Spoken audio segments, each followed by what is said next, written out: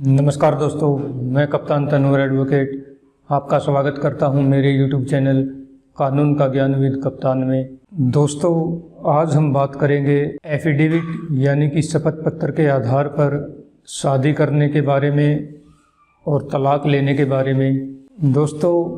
अक्सर देखने में आता है कि जब पति पत्नी में किसी बात को लेकर विवाद हो जाता है और उनके रिश्ते इस हद तक ख़त्म हो जाते हैं कि वो तलाक लेने का फैसला कर लेते हैं और लड़का और लड़की दोनों के परिवार वाले और रिश्तेदार बैठकर ये फैसला करते हैं कि अगर लड़का और लड़की की आपस में नहीं बन रही तो उन्हें तलाक ले लेना चाहिए। तो एक तरह से ये फैसला पंचायत में कर लिया जाता है और लड़का लड़की भी उस पर सहमत हो जाते हैं और फिर परिवार वाले कोर्ट में जाने की बजाय लड़का और लड़की का अलग अलग से एफिडेविट बनवा देते हैं कि उन्होंने पंचायत में रिश्तेदारों की हाजिरी में अलग होने का फैसला किया है और पंचायती तौर पर तलाक लेने का फैसला कर लिया है और लड़का लड़की की दोनों की रजामंदी है कि दोनों किसी अन्य के साथ कहीं भी शादी करें, उन्हें किसी प्रकार का कोई एतराज़ नहीं होगा। और फिर उस एफिडेविट को, उस शपथ पत्र को नोटरी से सत्यापित करवा लिया जाता है, अटेस्टेड करवा लिया जाता है। लेकिन पंचायती तौर पर तलाक लेने का फैसला करने के बाद इस तरह से तलाक का एफिडेविट या शपथ पत्र बनवाना क्या ये मान्य है या नहीं, इस बारे में अलग अलग कन्फ्यूजन रहती है। इस तरह का तलाक लेने का कोई भी एफिडेविट बनवाया जाता है और नोटरी से सत्यापित करवाया जाता है तो इस तरह के तलाक की कोर्ट में कोई मान्यता नहीं होती। अगर आपको तलाक लेना है तो प्रॉपर वे से, कानूनी तरीके से आपको तलाक लेना होगा। उसके लिए आपको फैमिली कोर्ट में पेटिशन दायर करनी होती है और उसके बाद फर्स्ट मोशन की स्टेटमेंट होती है, यानी कि जज साहब लड़का और लड़की दोनों के बयान लेते हैं कि वो डिवोर्स लेने के लिए एग्री हैं और फिर जज साहब 6 महीने की तारीख देते हैं और उसके बाद दोबारा फिर से सेकंड मोशन के बयान होते हैं, स्टेटमेंट होती है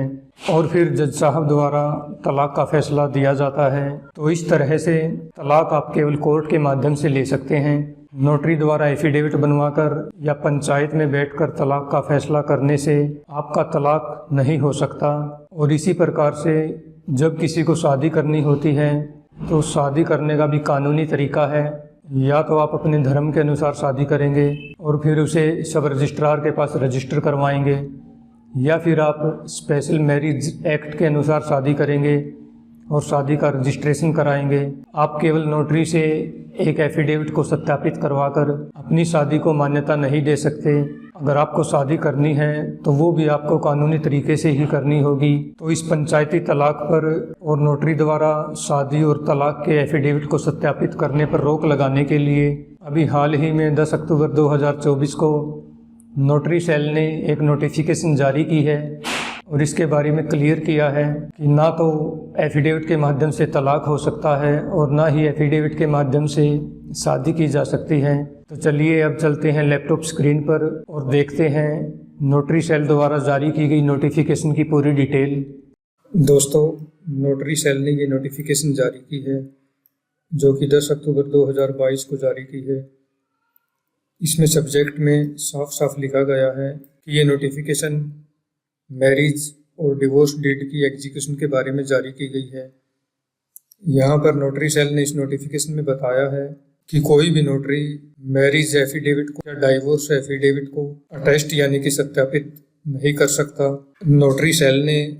इस नोटिफिकेशन में साफ साफ लिखा है कि नोटरी एक्ट के अनुसार कोई भी नोटरी मैरिज एफिडेविट को या फिर डाइवोर्स एफिडेविट को सत्यापित करने के लिए अथोराइज नहीं है। यानी कि अगर आप मैरिज का और डाइवोर्स का एफिडेविट नोटरी से सत्यापित करवाते हैं तो वह मान्य नहीं होगा। और नोटरी सेल ने ये notification honourable high court of Orissa और हाई कोर्ट ऑफ एमपी के द्वारा दी गई जजमेंट के आधार पर जारी किया गया है। इन जजमेंट्स में हाई कोर्ट ने क्लियरली मेंशन किया है कि नोटरी को मैरिज ऑफिसर के रूप में अपॉइंट नहीं किया गया है, यानी कि कोई भी नोटरी मैरिज और डाइवोर्स डीड एग्जीक्यूट करने के लिए अथोराइज नहीं है। तो इसी चीज पर रोक लगाने के लिए नोटरी सेल द्वारा यह नोटिफिकेशन जारी किया गया है और इसमें सभी नोटरीज को डायरेक्शन दी गई है कि अगर वो कोई मैरिज एफिडेविट या डाइवोर्स एफिडेविट सत्यापित करेंगे तो उसे प्रोफेशनल मिसकंडक्ट माना जाएगा और उन पर एक्शन लिया जा सकता है। तो नोटरी सेल ने नोटरीज को डायरेक्शन दी है कि सभी नोटरीज को इस तरह के एफिडेविट अटेस्ट करने से बचना चाहिए, यानी कि डाइवोर्स और मैरिज के एफिडेविट को सत्यापित नहीं करना चाहिए, क्योंकि डाइवोर्स लेने का अलग कानून है जिसमें कि आपको फैमिली कोर्ट में जाना होता है और शादी करने का भी अलग तरीका है, उसके अनुसार ही आपको शादी करनी होती है। तो कुल मिला के कंक्लूजन यही निकलता है कि अगर आप डाइवोर्स का एफिडेविट या फिर शादी का एफिडेविट नोटरी से सत्यापित करवाकर ये मान रहे हैं कि आपका डाइवोर्स हो गया है या आपकी शादी हो गई है, तो यह गलत है। इसकी कानून की नज़र में कोई मान्यता नहीं है। अगर आपको डाइवोर्स लेना है तो आपको फैमिली कोर्ट जाना होगा,